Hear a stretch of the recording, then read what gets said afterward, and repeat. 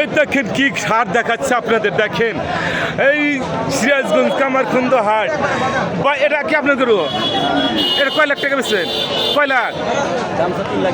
3,20,000। দেখেন বিশাল এক গরু, সিরাজগঞ্জ কামারখন্দ হাট, বিশাল এক গরু 3,20,000। দেখেন যা আমার সমান, দেখতে পাচ্ছেন আমি কিন্তু 5 ফুট 5 ইঞ্চি, তারপরে উপরে সমান গরু। দেখেন কি পরিমাণ সিরাজগঞ্জ কামারখন্দ হাট, খালি গরু আর গরু।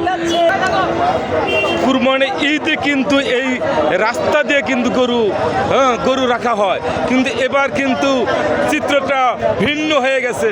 এবার এই রোজার ঈদের ভিতরে ঈদেই কিন্তু এই রাস্তা দিয়ে গরু উঠানো হয়েছে।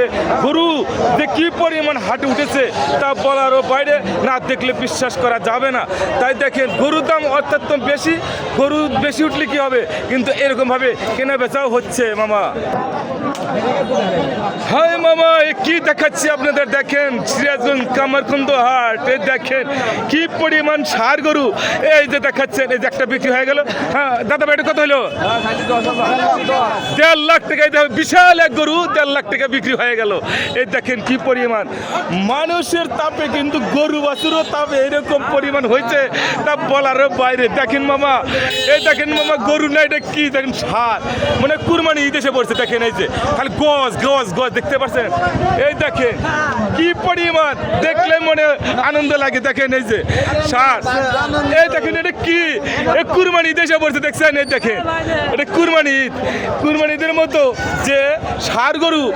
দেখেন এই যে কি পরিমাণ অবস্থা ভয়াবহ। ভাই এটার দাম কত? 2,70,000। দেখেন কি পরিমাণ, এর স্বাস্থ্য কি, মাংস কি, কি পরিমাণ এই গরু এখন বর্তমান স্বাস্থ্য 2,70,000।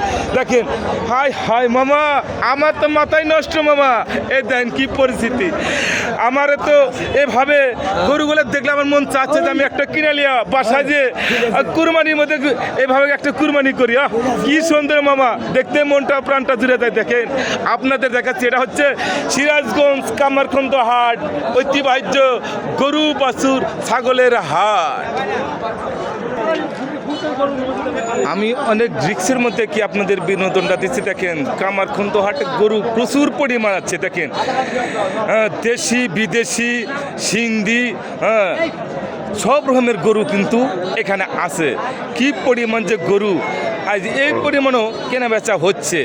তারা কিন্তু এবার কেনা বেচা, এটাই শেষ হাট ঈদের।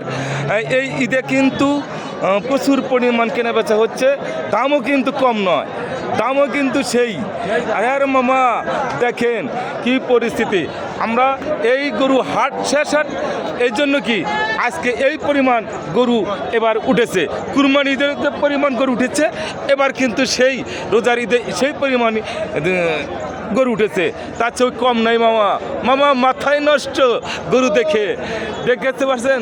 এই যে মামা চারিদিকে কিন্তু গরু, আমি গরুর ভিতর থেকে কি ভিডিও আপনাদের দেখাচ্ছি মামা, আমার মাথায় নষ্ট। এবার কামারখন্দ হাটের চাই আঙ্কেল কি বলে? ঠিক আছে, ওকে, ঠিক আছে, যাবে ইনশাল্লাহ।